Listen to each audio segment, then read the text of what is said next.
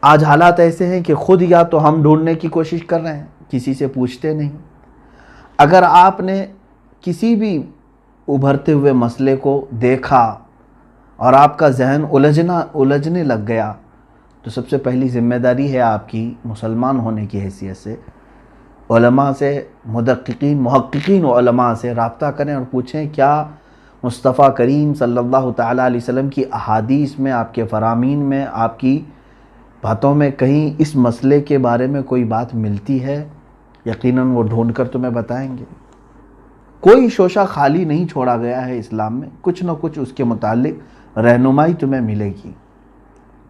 آج کے ان حالات پر میں آپ کو احادیث کریمہ کی طرف لے کر کے چلنا چاہتا ہوں۔ اے مومنوں، اے مسلمانوں، آج اپنا بستر، اپنا تکیہ، اپنا اوڑھنا بچھونا آپ حدیث رسول کو بنا لو۔ اس کے علاوہ اس وقت تمہاری خیر خواہی کرنے والی کوئی بھی تعلیم نہیں ہے، میں دیکھ رہا ہوں۔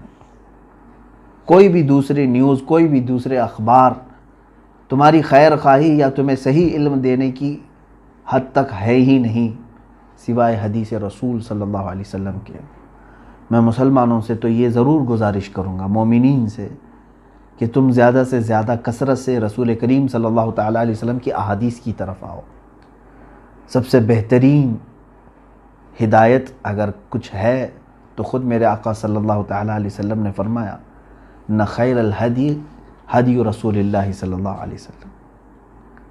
یعنی میں یہ حدیث عرض نہیں کر رہا ہوں، مفہوم عرض کر رہا ہوں کہ بہترین اگر کوئی ہدایت ہے تو رسول کریم صلی اللہ علیہ وسلم کی دی ہوئی ہدایت ہے۔ اور علماء کو بھی یہی چاہیے کہ انہی احادیث کی روشنی میں ہی عوام تک باتیں رکھیں۔ آج کے جو حالات ہیں بہت تیزی سے بدل رہے ہیں۔ میں نے آخر میں غالباً شب قدر کی موقع پر یا ہماری ختم قرآن کی محفل میں عرض کیا تھا، بہت ساری احادیث جو قیامت کے قریب ہونے والے معاملات کو بیان کرتی ہیں، جس میں ایک حدیث میں یہ بھی تھا کہ ہر 20 سال کے بعد زمانہ پوری طرح سے تبدیل ہو جائے گا۔ یعنی بہت تیزی سے پہلے جو 10 سال پہلے تھا، 20 سال پہلے تھا، اب وہ چیزیں نہیں رہیں گی، اکثر بدل جائیں گی۔ آپ خود دیکھیں، آج آپ 2020 میں چل رہے ہیں، ہم اگر 2000 میں چلے جائیں یا 2001 میں چلے جائیں تو بہت تبدیلی ہے۔ ہو سکتا ہے اس میں کچھ بچے ہوں جو اب 2000 کے بعد پیدا ہوئے ہوں، لیکن 2000 میں جو لوگ تھے، چاہے وہ بچے ہوں، جوان ہوں، وہ اچھی طرح سے جانتے ہیں کہ ہمارے ہاتھوں میں کیا تھا اور آج کیا ہے، ہمارے گھروں میں اس وقت کیا تھا اور آج کیا ہے، ہمارے چلنے پھرنے اور تمام تر سہولیات میں اس وقت کیا تھا، اب کیا ہے۔ بہت ساری چیزیں تبدیل ہو چکی ہیں۔ یہ تبدیلی ہمارے لیے بہت بڑی عبرت ہے میرے عزیزو، بہت بڑی عبرت ہے کہ ہم بہت تیزی سے قیامت کی طرف بڑھ رہے ہیں۔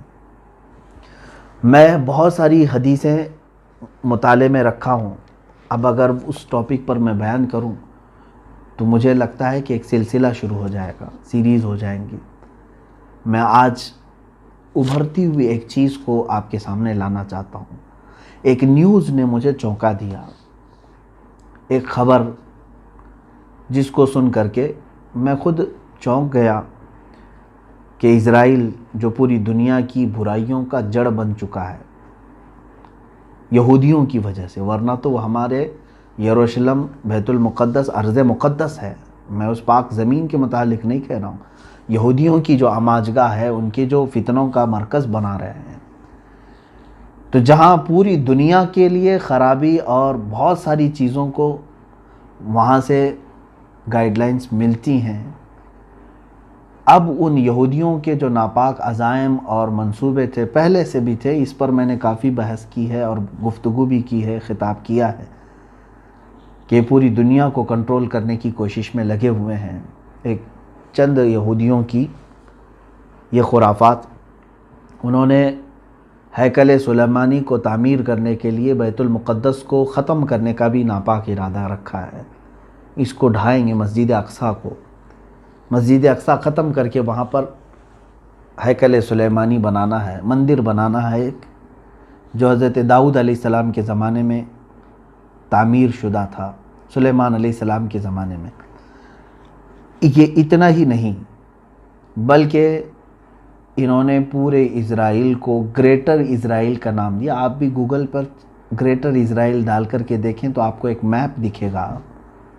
دنیا کے نقشے میں انہوں نے اپنا ایک میپ ایسا بنایا ہے، ان کے دعوے کے مطابق اسرائیل کا حصہ صرف وہ نہیں ہے جہاں پر آج یہ ہیں، بلکہ یہ عراق کا بھی کچھ حصہ لینا چاہتے ہیں، مصر کا بھی کچھ حصہ، اردن کا جس کو جارڈن کہا جاتا ہے وہ بھی حصہ، اور پھر سیریا کا یعنی ملک شام کا حصہ، اور پھر سعودی عرب جو عرب شریف ہے، اس میں خیبر تک کا علاقہ شامل ہے، مدینہ طیبہ کے قریب قریب تک۔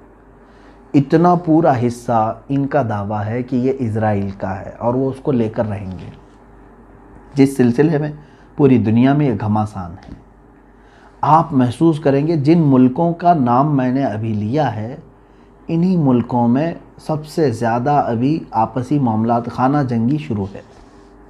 آپ مصر کے حالات بھی دیکھیں، پائیدار نہیں ہیں۔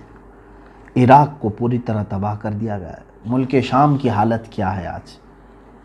اور جارڈن میں بظاہر دیکھنے کو ایک حکومت نظر آتی ہے، ورنہ وہاں پر بھی یہودیوں کی غلامی بہت زیادہ ہے۔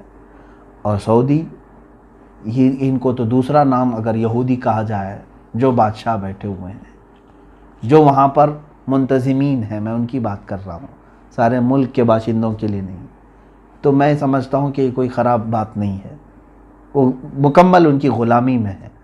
بلکہ بہت سارے ایسی باتیں لیک بھی ہوئی ہیں کہ سعودی عرب کے جو ذمہ دار لوگ ہیں انہوں نے اسرائیل کے بہت سارے خفیہ میٹنگیں اٹینڈ کی ہیں، جن کی ویڈیو لیک ہوئی تھی۔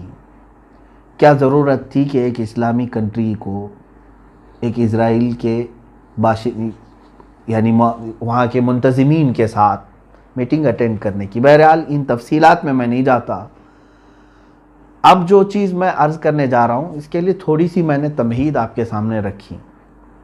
برسوں سے تقریباً 100 سال کے قریب ہونے کو آ گئے، اسرائیل اپنی ہجرت وہاں یعنی یہودی اپنی ہجرت کرتے کرتے کرتے اسرائیل میں کافی بڑی تعداد میں آ گئے۔ پہلے تو یہ ایک چھوٹے سے حصے میں تھے اور بڑھتے بڑھتے بڑھتے اب پورے فلسطین کو انہوں نے اپنے اندر کر لیا ہے۔ اب فلسطین تھوڑا سا رہ گیا، اسرائیل بڑھ گیا۔ غزہ کی ایک پٹی ہے، اس کے اطراف پورے اسرائیلی آباد ہیں، یہودی آباد ہیں۔ حتیٰ کہ UN میں، اقوام متحدہ میں یہ قرارداد پاس ہوئی تھی کہ یہودی اردن کے قریب کچھ علاقے ہیں جو فلسطینیوں کے، وہاں اپنی تعمیرات نہیں کریں گے۔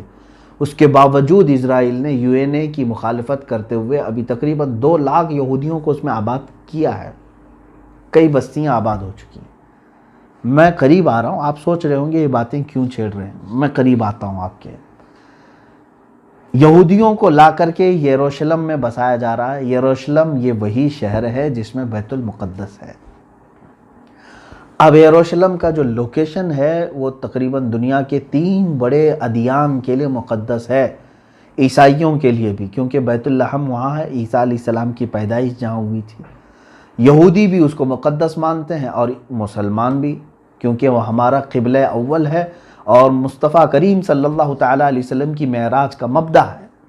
وہاں سے حضور اکرم صلی اللہ تعالیٰ علیہ وسلم کی معراج کی شروعات ہوئی تھی، یعنی آسمانوں پر جانے کی۔ تو اس اعتبار سے یہ تینوں بڑے مقدس، یہ تینوں بڑے ادیان کے لیے مقدس حیثیت رکھتا ہے یہ علاقہ۔ اب یروشلم کے لیے ظاہر سی بات ہے مسلمان بھی، عیسائی بھی اور یہودی بھی، تینوں کا وہاں پر کچھ نہ کچھ دعویٰ رہا ہے۔ اب تک سلطان صلاح الدین ایوبی رحمۃ اللہ تعالیٰ علیہ نے جو فتح کیا، اس وقت سے لے کر اب تک مسلمان علل اعلان اس میں نمازیں پڑھتے رہے اور اپنی عبادات کرتے رہے، اور حالات زمانہ میں سب کے ساتھ یعنی سب کو اجازتیں رہی ہیں، عیسائیوں کو بھی، یہودیوں کو بھی، ان کے مقدس جو بھی معاملات ہیں وہ کرنے کی اجازتیں رہی ہیں۔ لیکن جب سے یہودی وہاں پر آباد ہوئے، انہوں نے دخل اندازی شروع کی۔ اب حالت یہ ہے کہ بیت المقدس میں بھی پرمیشن ان کی لے کر کے مسلمانوں کو جانا ہوتا ہے۔ یہودیوں کی پرمیشن لے کر انہیں جانا ہے۔ خیر، اب میں قریب اپنے پوائنٹ پر آتا ہوں کہ سالوں بھر محنت کرنے کے بعد اسرائیل نے اب جا کر کے یہ اعلان کرنے کا طے کر لیا ہے۔ اب اگلا جو مہینہ آ رہا ہے جولائی میں نے جو خبر سنی وہ عرض کر رہا ہوں کہ اس وقت یہ اعلان کر دیا جائے گا کہ اب یروشلم جو ہے اسرائیل کا کیپٹل سٹی ہے، راجدھانی ہے۔ اس کے بعد پوری دنیا کا معاملہ گرم ہوگا۔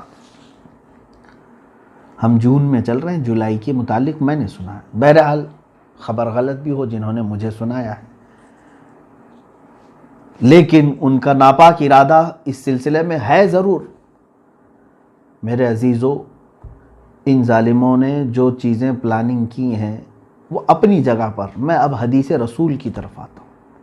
اچھا، حدیث پاک سنانے سے پہلے ایک بات میں اپنی اس بات کی تائید کے لیے یہ بھی کہہ دوں، شاید آپ کو 2 سال قبل کی یہ خبر بھی معلوم ہوگی، جب امریکہ کا صدر اسرائیل کے دورے پر آیا تو اس نے اناؤنس بھی کیا، نہیں بلکہ امریکہ سے ہی اعلان کیا کہ ہم اپنی سفارت کو، اپنی ایمبیسی کو تل ابیب سے منتقل کر کے یروشلم میں لاتے ہیں۔ سب سے پہلا یہ ملک ہے امریکہ، US، جس نے یہ اناؤنس کیا کہ میں اسرائیل کا کیپٹل یروشلم کو مانتا ہوں۔ یہ ٹرمپ نے اعلان کیا تھا، 2018 کی بات ہے غالباً۔ اس وقت سے ہی یہ بات شروع ہو چکی ہے پوری دنیا میں کہ اب اسرائیل کا کیپٹل یروشلم ہے۔ اب سنیے حدیث پاک۔ حضرت معاذ بن جبل رضی اللہ تعالیٰ عنہ سے یہ روایت ہے، رسول کریم صلی اللہ تعالیٰ علیہ وسلم سے آپ نے یہ روایت بیان کی ہے۔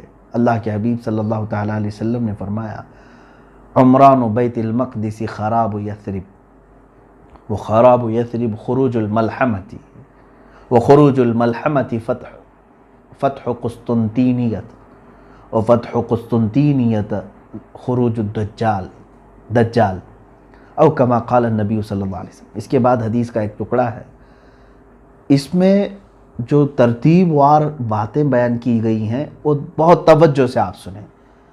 اللہ کے نبی صلی اللہ علیہ وسلم نے فرمایا بیت المقدس کی آبادی ہوگی، بیت المقدس کے ارد گرد آبادی ہوگی، مدینہ ویران ہوگا۔ مدینہ طیبہ کی بات کر رہا ہوں، رسول کریم صلی اللہ علیہ وسلم کی مدینے کو ویران کیا جائے گا۔ اور مدینے کی ویرانی، اب یہ ویران میں توہین کے لفظ میں نہیں استعمال کر رہا ہوں، حدیث پاک میں خراب کا لفظ آیا ہے جس کا معنی تو ویرانی ہوتی ہے۔ ویرانی کس طرح کی ہے وہ ابھی میں تشریحاً عرض کروں گا۔ اور مدینے کی ویرانی ایک بڑی جنگ کا آغاز ہوگا، بہت بڑی جنگ، جس کو الملحمۃ الکبریٰ بھی کہا گیا ہے، اور کچھ احادیث میں الملحمۃ العظمیٰ بھی کہا گیا ہے۔ وہ ایسی جنگ کہ دنیا میں ویسی جنگ کبھی بھی نہیں ہوئی تھی، اور اس کے بعد پھر کبھی ہوگی بھی نہیں، اتنی بڑی جنگ ہوگی۔ یہ مسلمانوں اور کفار و مشرکین کے درمیان، اب جن لوگوں یعنی رومیوں کے درمیان، رومی اور مسلمانوں کے درمیان، عیسائیوں کے درمیان یہ جنگ ہے۔ کتنی باتیں عرض کیا میں نے، بیت المقدس کی آبادی، مدینے کی ویرانی، مدینے کی ویرانی، ملحمۃ الکبریٰ کی شروعات ہوگی۔ اب یہ ملحمۃ الکبریٰ کہاں ہوگا، کیسے ہوگا، اس پر میں آتا ہوں۔ ملحمۃ الکبریٰ کے اختتام پر قسطنطینیہ فتح ہو جائے گا۔ قسطنطنیہ ایک شہر ہے، اس پر بھی میں گفتگو کرتا ہوں۔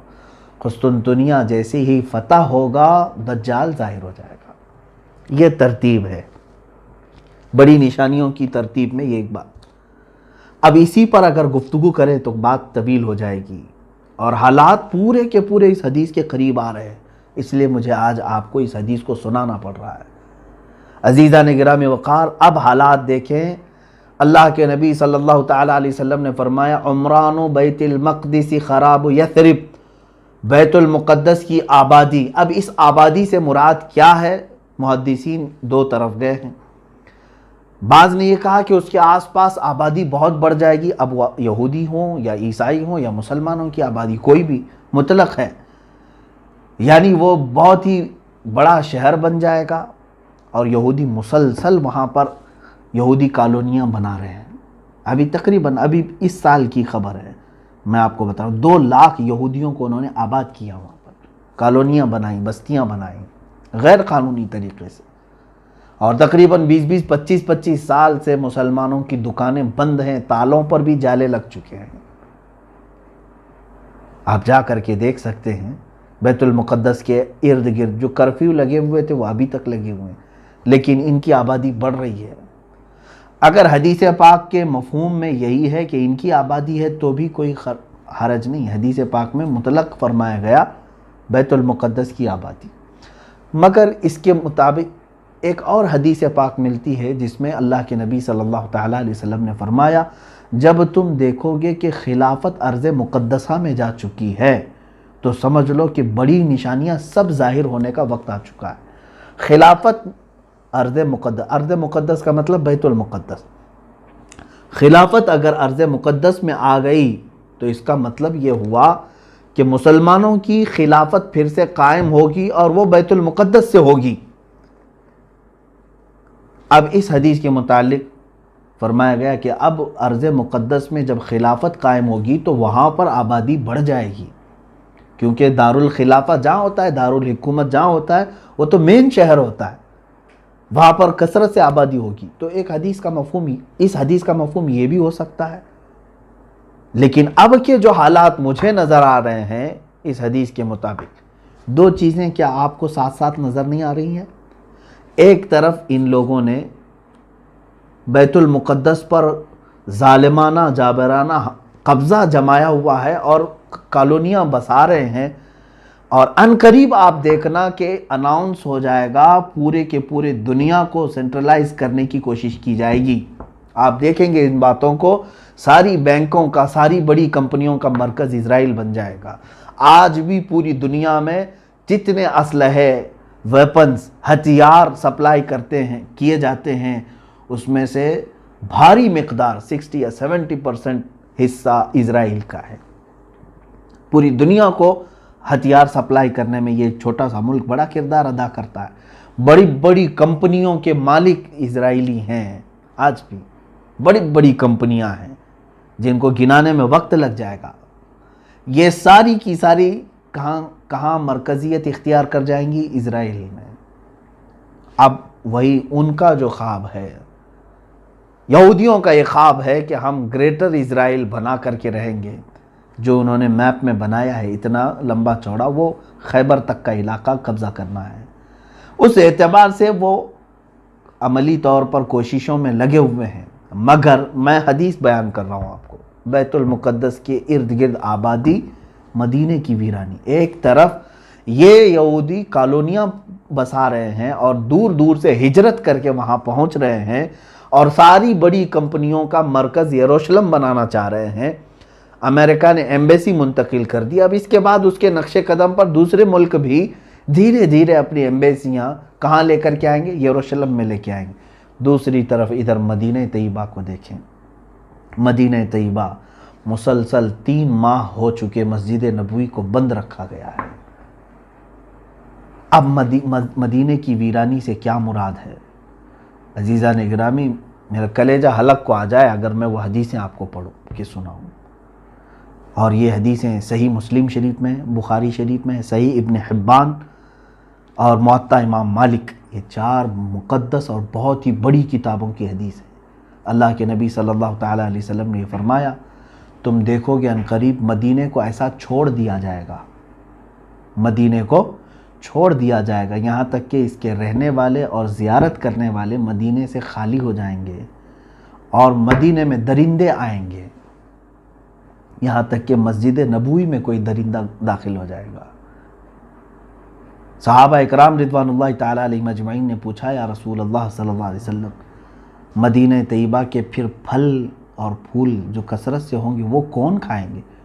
میرے آقا صلی اللہ علیہ وسلم نے فرمایا، صرف پرندے اور درندے کھائیں گے۔ مدینہ خوب خوشحال ہوگا، یہاں تک کہ اللہ کے حبیب صلی اللہ علیہ وسلم نے فرمایا، تم دیکھو گے ایک زمانہ آئے گا کہ لوگ اپنے بھتیجوں کو، اس میں حدیث میں ہے کہ اپنے بھتیجے کو آدمی بلائے گا، اپنے چچیرے بھائی کو بلائے گا اور کہے گا کہ چلو خوشحالی کی طرف، چلو خوشحالی کی طرف۔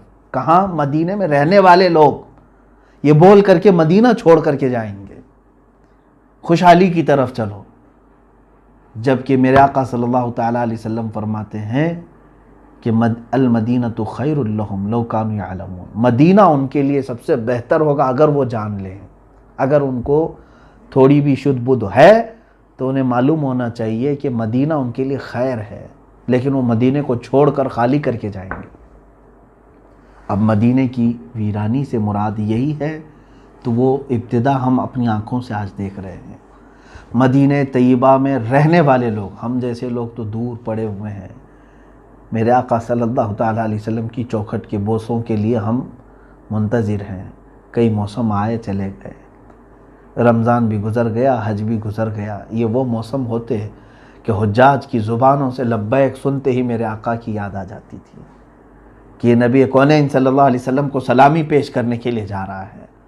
مگر یہ سارے موسم گزرتے گئے میرے عزیزو، ہم تو دور بیٹھے صرف ترستے رہ گئے، لیکن جو مدینہ طیبہ میں موجود ہیں ان سے بھی آپ پوچھیں۔ ان ظالموں نے ان لوگوں کو بھی دربار رسالت میں حاضر ہونے سے روک رکھا ہے، محض ایک بیماری بہانہ، کورونا وائرس کے بہانے پر روضہ رسول صلی اللہ تعالیٰ علیہ وسلم کے سامنے آنے جانے کی پابندی ہے۔ اگرچہ ان لوگوں نے تھوڑی مسجد کھولی ہے، کچھ مخصوص علاقے کھولے ہیں، لیکن مسجد نبوی روضہ رسول صلی اللہ تعالیٰ علیہ وسلم پر حاضری نہیں ہے۔ تو کیا یہ ویرانی نہیں ہے؟ عبادتوں کا نہ ہونا یہ سب سے بڑی ویرانی ہے، اور وہاں کے لوگوں میں یہ تمام چیزیں آئیں گی۔ میرے عزیزو، اس سلسلے کو سن کر کے آپ یہ مت سمجھنا کہ میں نے مدینہ طیبہ کی بے ادبی کی ہے۔ سچ بتاؤں، زندگی کی صرف ایک ہی خواہش ہے کہ اللہ رب العزت اگر ہماری کسی نیکی پر کوئی اجر دے گا تو میں صرف اتنی طلب رکھتا ہوں کہ مولا مجھے جنت البقیع میں دفن عطا کر دے۔ میں مدینہ طیبہ کے لیے عزیزان گرامی وقار یہ کوئی دکھاوے کی یا ریاکاری کی بات نہیں کر رہا ہوں، یہ اخلاص کے ساتھ اللہ کی بارگاہ میں ہمیشہ دعا کرتا بھی رہتا ہوں۔ مگر ان حدیثوں میں جو باتیں ہیں اس کو آپ یہ نہ سمجھ لیں کہ کیا مدینہ ایسا ویران ہو جائے گا، یہ تو میرے مصطفیٰ کریم صلی اللہ علیہ وسلم نے بیان فرمایا۔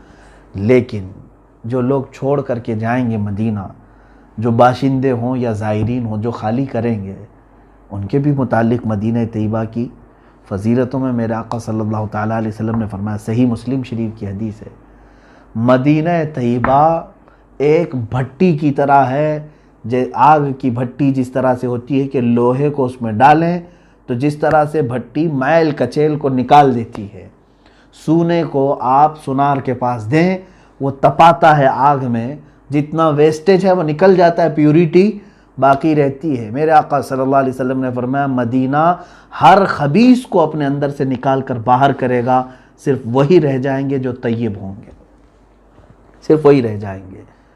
یہ چند دنوں کے لیے ہو سکتا ہے مدینہ طیبہ کی ویرانی، لیکن دوسری حدیثوں میں یہ بھی ملتا ہے، اللہ کے نبی صلی اللہ تعالیٰ علیہ وسلم نے فرمایا دجال مدینے میں نہیں آئے گا، یاجوج ماجوج مدینے میں نہیں آئیں گے، بڑے بڑے فتنے مدینے میں نہیں آئیں گے۔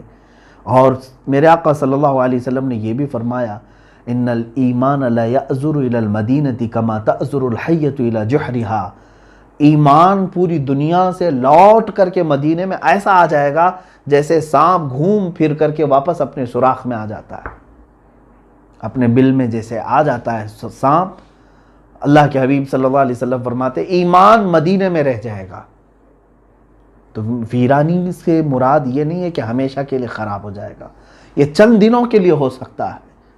مسجد نبوی شریف کی اذانیں اور مسجد نبوی شریف کی نمازیں بند کر دی جائیں گی، وہ تو ہم اپنے آنکھوں سے آج دیکھ رہے ہیں، اذانیں ہو رہی ہیں، نمازیں جس طرح سے بھی وہ لوگ ادا کر رہے ہیں۔ حد ہو گئی میرے عزیزو، حد ہو گئی۔ ارے لوگ تو وہاں مرنے کی تمنا رکھتے ہیں۔ اگر کوئی بیماری کا مسئلہ اس طرح سے ہوتا کہ جان لیوا ہے تب تو ہم سمجھتے، لیکن جس بیماری کو تم لوگوں نے آج پوری دنیا میں ڈر اور خوف کا ماحول بنا کر لوگوں کو وسوسوں میں ڈال رکھا ہے، یہ بیماری سردی اور بخار سے زیادہ کچھ نہیں۔ یہ میں بڑی بات کہہ رہا ہوں، اگر تو مجھے پکڑیں میرے عزیزوں، میں صرف اس لیے کہہ رہا ہوں کہ کینسر سے اتنے اچھے ہوتے ہوئے لوگوں کو آج تک میں نے نہیں دیکھا، HIV سے اچھے ہوتے ہوئے، کیور ہوتے ہوئے اتنے لوگوں کو نہیں دیکھا۔ میں صرف اگر اپنے انڈیا کی بات کروں تو 4.5 لاکھ لوگوں کو آج یہاں بتا رہے ہیں، جس میں سے تو 3 لاکھ اچھے ہو چکے ہیں۔ اتنی بڑی تعداد اگر اچھے ہو سکتے ہیں، کیور ہو سکتے ہیں، تو یہ بیماری جان لیوا کیسے ہو گئی؟ اس کو جان لیوا کہتے ہیں۔ اس سے زیادہ خطرناک تو BP ہے، شوگر ہے۔ کبھی بلڈ پریشر والوں کو صحیح ہوتے ہوئے سنا ہے آپ نے؟ شوگر کے مریض کو کیور ہوتے ہوئے سنا آپ نے؟ وہ چلتا رہتا ہے کنٹینیو موت تک۔ اس بیماری کو اتنا بڑا بنا کر کے کیوں خوف کے ماحول میں لوگوں کو مجبور کیا گیا ہے آج؟ اس سلسلے میں پھر کبھی میں گفتگو کرتا ہوں، ان کی نیت صاف نہیں ہے۔ پوری دنیا ظالم بنی ہوئی ہے اور اس ظلم کی چکی میں عوام، غریب، سارے لوگ پیس رہے ہیں۔ یہ اور بات ہے کہ جو بھی آواز ان کے خلاف اٹھائے گا اس کو کیس کریں گے، اندر لے جائیں گے، اور نہ جانے ان کے ساتھ کیا کیا برا کریں گے، مجھے معلوم ہے۔ اس کے باوجود میں گفتگو کر رہا ہوں صرف اس لیے کہ اے غیور مسلمانوں، بیدار ہو جاؤ۔ اللہ تمہارا حامی ہے، رسول کریم صلی اللہ تعالیٰ علیہ وسلم تمہارے ناصر و مددگار ہیں۔ اپنی ان تمام پھیلائی ہوئی باتوں پر اعتماد اور بھروسہ نہ رکھو، ایمان نہ لاؤ ان کی تمام باتوں پر۔ بات یہ عرض کر رہا تھا، مدینہ طیبہ کو جس طرح سے ویران کرنے کی ان لوگوں نے کوشش کی، اللہ اکبر، آج بتانے سے زبان لڑکھڑا جاتی ہے۔ اب اللہ کے حبیب صلی اللہ تعالیٰ علیہ وسلم نے جو بیان فرمایا کہ وَخَرَابُ يَثْرِبَ خروج الملحمۃ الکبریٰ۔ خروج الملحمہ، ملحمہ کیا ہے یہ؟ اب اس پر میں بات کروں۔ دنیا کی سب سے بڑی جنگ، ملحمہ جو ہے یہ لحم سے بنا ہوا ایک لفظ ہے۔ گوشت کاٹنے کی جو دکان ہے اس کو ملحم بھی کہتے ہیں۔ ملحمہ، اس میں گوشت کے ٹکڑے ٹکڑے ہو جائیں گے، جس کی وجہ سے اس کو بہت بڑی ملحمۃ الکبریٰ، یعنی اللہ کے حبیب صلی اللہ تعالیٰ علیہ وسلم نے یہ فرمایا، خراب یثرب خروج الملحمہ۔ ملحمہ کیا ہے؟ ایک بہت بڑی جنگ ہے۔ دوسری حدیثوں سے اس کے متعلق جو تائید ملتی ہے، ایک حدیث میں یہ بھی میرے آقا صلی اللہ تعالیٰ علیہ وسلم نے فرمایا، قیامت اس وقت تک نہیں آئے گی جب تک کہ رومیوں کے ساتھ تم آماق میں یا دابق میں نہ اتر جاؤ۔ یہ 2 جگہوں کے نام میں بتا رہا ہوں، مرج دابق اور آماق، یہ لفظ آئے ہیں۔ اور ایک حدیث میں ہے، حضور صلی اللہ تعالیٰ علیہ وسلم نے فرمایا، ملحمۃ الکبریٰ ہوگی، سب سے بڑی جنگ ہوگی مسلمانوں میں اور عیسائیوں میں، اور یہ غوطہ میں ہوگی، جو دمشق کا ایک علاقہ ہے، غوطہ۔ حدیث میں لفظ بھی آیا ہے، مسلمانوں کا مرکز غوطہ ہوگا۔ اس وقت تمام مسلمان وہاں جمع ہوں گے، دمشق میں، غوطہ۔ اور جو جنگ ہوگی وہ علاقہ ہے مرج دابق، جو حلب کے قریب ہے، ایک بہت بڑا میدان ہے، اب بھی موجود ہے، جس کو آج انگلش میں ایلیپو کہتے ہیں، وہ حلب ہے۔ حلب کے قریب میں یہ علاقہ موجود ہے۔ اب ملک شام کی حیثیت کو بھی آپ سمجھ لیں۔ قیامت کی نشانیوں میں اللہ کے حبیب صلی اللہ علیہ وسلم نے یہ بھی فرمایا کہ جو مومن ہوں گے وہ سب ملک شام کی طرف ہجرت کر جائیں گے۔ سب کس طرف جائیں گے؟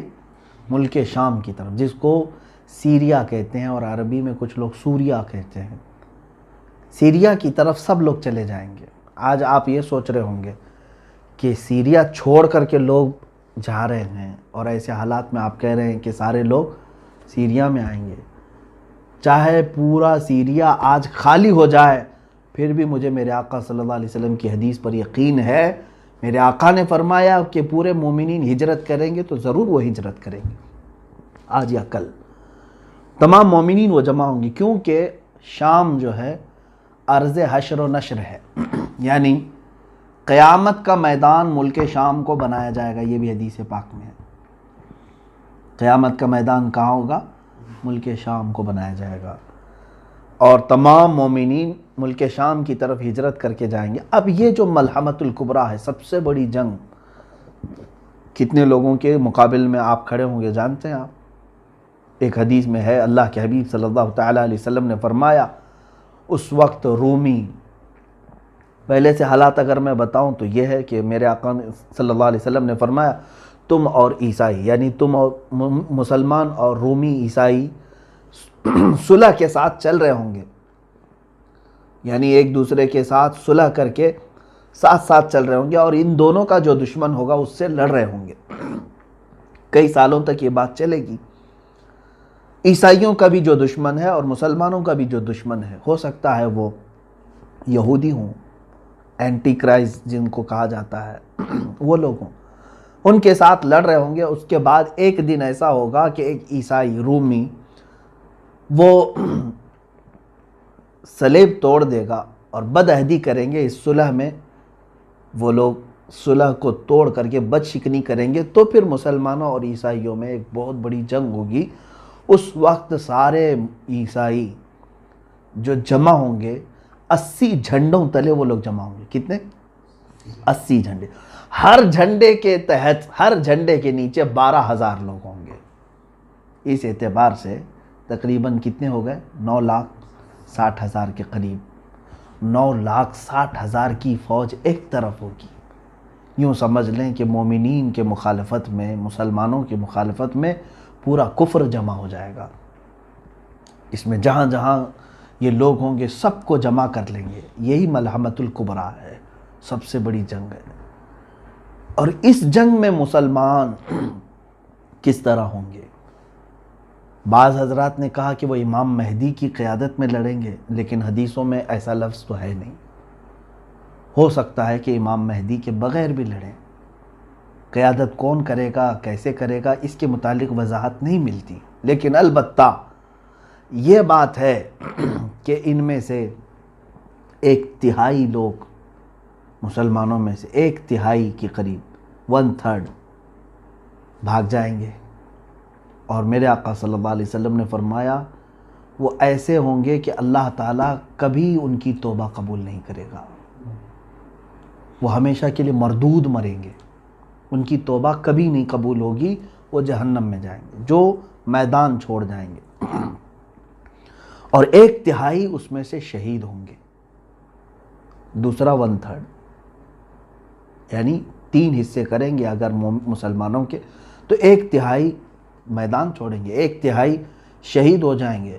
ہم افضل الشہداء، حدیث میں فرمایا گیا کہ وہ شہیدوں میں سب سے افضل ہوں گے، وہ شہیدوں میں سب سے افضل۔ باقی جو 1/3 بچے ہوں گے یہ ان پہ فتح پالیں گے، ان پہ فتح پالیں گے۔ یہ میرے آقا صلی اللہ علیہ وسلم نے فرمایا ہے تو فتح ہوگی۔ یہ ملحمۃ الکبریٰ ہے۔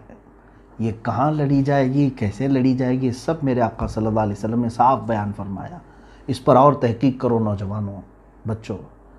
اب میں اپنی گفتگو کو سمیٹتا ہوا آتا ہوں۔ جو حالات آج تھے، جس کی طرف آج اشارے مل رہے ہیں، پورے دنیا کی پولیٹکس گرم ہو چکی ہے، اس سلسلے میں نے یہ حدیث عرض کی۔ میں آخری یہ 2 باتیں عرض کر کے کچھ تبصرہ کروں۔ اور جیسے ہی ملحمۃ الکبریٰ ختم ہوگی، حدیث پاک کے لفظ ہیں فتح قسطنطینیہ۔ قسطنطنیہ کیا ہے؟ یہ آپ ہو سکتا ہے یہ لفظ سن رہے ہوں، حالانکہ یہ پرانا لفظ ہے اور علم والے جانتے بھی ہیں۔ یہ ترکی کا وہی شہر ہے جس کو آج استنبول کہا جا رہا ہے۔ اس شہر کے فتح کے سلسلے میں بھی میرے آقا صلی اللہ تعالیٰ علیہ وسلم نے بشارت دی تھی۔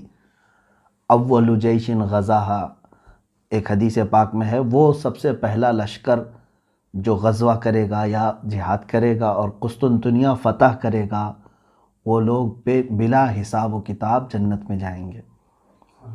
وہ فتح قسطنطنیہ جو ہے وہ پہلے کے دور میں ہو چکی ہے، حضرت عمر فاروق رضی اللہ تعالیٰ عنہ کے زمانے میں، اور اس کے بعد کئی مرتبہ جو ہے یہ شہر فتح ہوا ہے۔ سلطان محمد فاتح کا بھی نام آتا ہے اس میں، جو قسطنطنیہ جنہوں نے فتح کیا، کافروں کے ہاتھ میں گیا پھر فتح کیا، ان کے ہاتھ میں گیا پھر فتح کیا۔ اب تو چونکہ یہ ترکی کے پاس ہے، ترکی کا بڑا شہر ہے، اور ابھی ترکی میں مسلمان ہیں، اسلامی حکومت ہے، لیکن جہاں تک خدشہ میرا ہے، میں اپنی بات کر رہا ہوں، ہو سکتا ہے یہ ترکی کے ہاتھ سے نکل جائے گا استنبول شہر،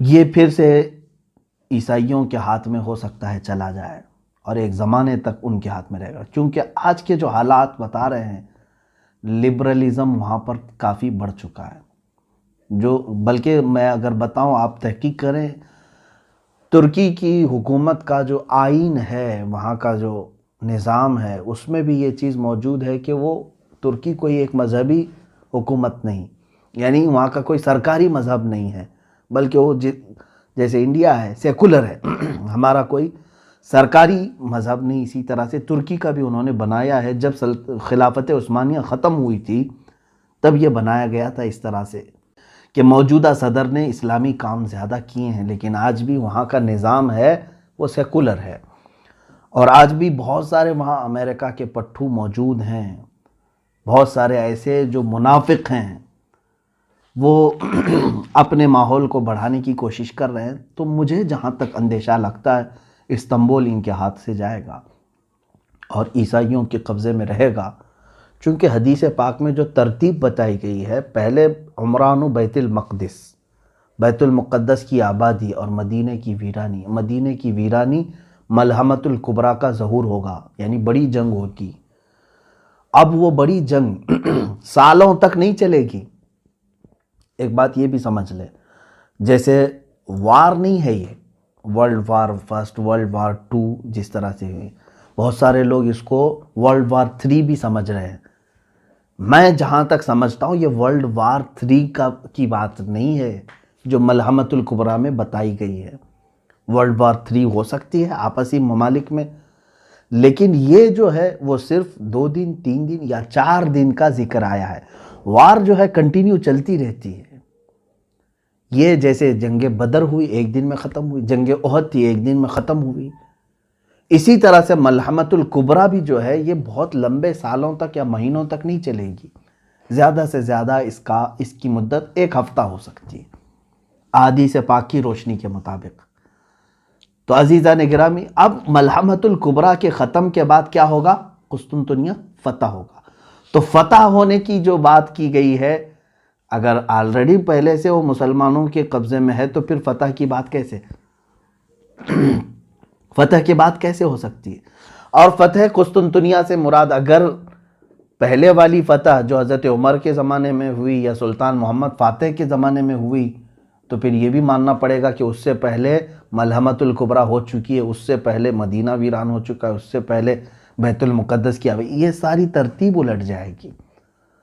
تو اسی لیے میں نے کہا کہ ہو سکتا ہے استنبول شہر آج کا یعنی عیسائیوں کے قبضے میں چلا جائے، پھر فتح ہوگا، اور وہ فتح کیسے ہوگی؟ جنگ سے نہیں، بلکہ حدیث پاک میں ہے وہ الملحمۃ الکبریٰ میں سے 1/3 جو لشکر تھا مسلمانوں کا، وہی جائیں گے فتح قسطنطنیہ کے لیے، اور وہ امام مہدی کی قیادت میں ہوں گے، امام مہدی کی قیادت میں ہوں گے۔ اس میں یہ بتایا گیا ہے کہ وہاں پر وہ لوگ بغیر کسی قتل کے، بغیر کسی لڑائی کے قسطنطنیہ کو کیسے فتح کریں گے؟ مسلمان نعرہ لگائیں گے، لا الہ الا اللہ واللہ اکبر، جیسے وہ ایک بار بلند آواز سے کہیں گے اس کا ایک حصہ فتح ہو چکا ہوگا، دوسری مرتبہ کہیں گے تو استنبول کا دوسرا حصہ فتح ہو چکا ہوگا، یہ حدیث پاک میں موجود ہے۔ تیسری مرتبہ مسلمان نعرہ تکبیر اس طرح بلند کریں گے، لا الہ الا اللہ واللہ اکبر، قسطنطنیہ یعنی استنبول شہر فتح ہو چکا ہوگا۔ اب جو بات بتانی ہے وہ بہت اہم ہے، بہت اہم ہے۔ یہاں تک کی بات تھی، جیسے یہ قسطنطنیہ فتح کر کے ابھی اپنی یعنی تھکان کو دور بھی نہیں کر چکے ہوں گے، اسی وقت ایک آدمی ان کے پیچھے سے یہ اعلان کرے گا کہ اے مسلمانوں، دجال ظاہر ہو چکا ہے، تمہارے گھروں میں گھس کر کے تمہارے بیوی بچوں کو ختم کر رہا ہے، تو سارے پریشان ہو جائیں گے۔ ایک آفت ابھی ختم نہیں ہوئی تھی کہ دوسری آفت آ گئی۔ اب دجال کے ظہور کی خبر جیسے ہی سنیں گے اس وقت میرے آقا صلی اللہ تعالیٰ علیہ وسلم فرماتے ہیں 10 گھوڑ سوار، گھوڑے کا ذکر ہے، 10 گھوڑ سوار قسطنطنیہ سے نکلیں گے، پھر وہ ارض مقدس کی طرف آئیں گے یا اپنے وطن آئیں گے، اور بہت تیزی سے آئیں گے، جبکہ وہ خبر شیطان نے پھیلائی تھی جھوٹی ہوگی۔ پہلے جو شیطان کہے گا کہ دجال آ چکا، ڈرانے کے لیے، لیکن جب وہ تمام مسلمان واپس اپنے اپنے گھر آئیں گے تب حقیقت میں دجال آ چکا ہوگا۔ اب سنیں، بڑی بات ہے، اللہ کے نبی صلی اللہ علیہ وسلم نے فرمایا میں ان میں سے ہر گھوڑ سوار کو جانتا ہوں، اس کا نام بھی، اس کے باپ کا بھی نام، اور اس کے گھوڑوں کے رنگ بھی جانتا ہوں۔ یہ رسول کریم صلی اللہ علیہ وسلم نے فرمایا۔ اس کا مطلب مجھے یہ بھی لگتا ہے کہ گھوڑ سواری قیامت تک ختم نہیں ہوگی۔ یا ایک حدیث پاک میں یہ بھی ملتا ہے کہ لوگ اپنے پرانے ہتھیار کی طرف واپس آ جائیں گے، پرانے ہتھیار کی طرف واپس آ جائیں گے، یہ حدیث پاک میں ملتا ہے۔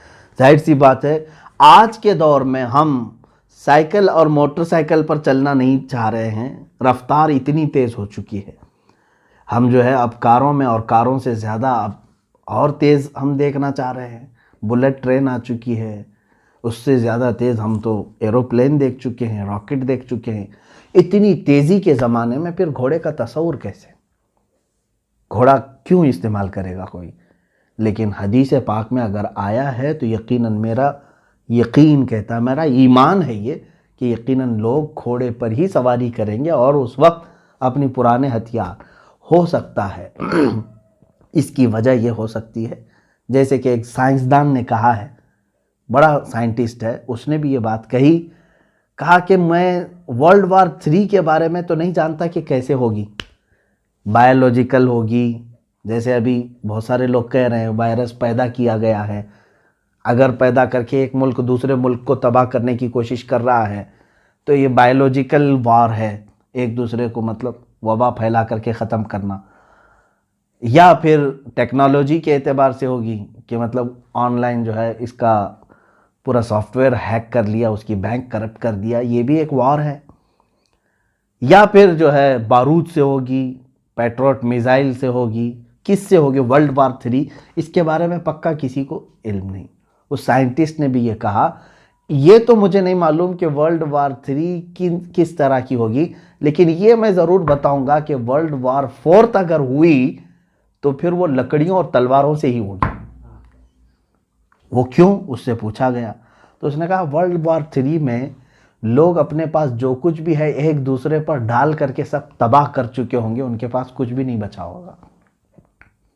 یہ ہو سکتا ہے، یہ تشریح سمجھنے فہم کے قریب ہے۔ ہر ملک آج ایک دوسرے کو ڈرا رہا ہے اپنے نیوکلیائی پاور ہونے کا، اس کے پاس نیوکلیئر ہے اور ڈرا رہا ہے ایک دوسرا ملک، اور ممالک کے درمیان یہ رسہ کشی تو آج اتنی عروج پر آ گئی ہے، بارڈر کے مسئلے آج دیکھ رہے ہیں ہم، ہر ایک ملک جو ہے اب اس میں جو بڑے بڑے جو ممالک ہیں جن کے پاس آج بارود ہے،